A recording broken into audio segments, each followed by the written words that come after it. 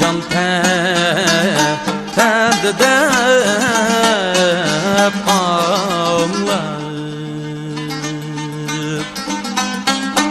Hanım ey bilimli seylge ağlar.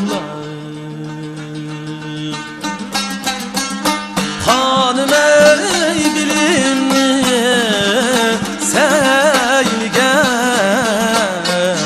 bağlar.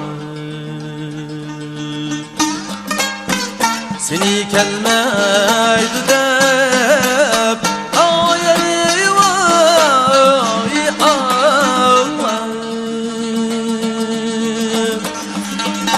Hanım ey bayaban çölde acılar.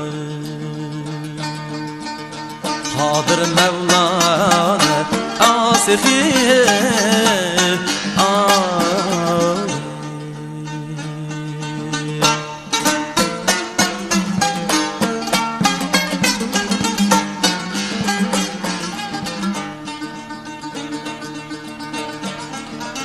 Ecep mukelmedim yarim.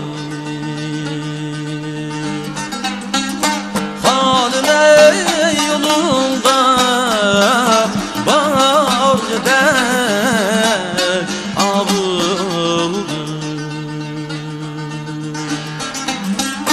Hanım ey yolunda bağır dek avuldu. Kolumda kuş bıçak ayeri vay ağlar. Halim ecrekli yar dek avuldu. Kadir Mevlana asifi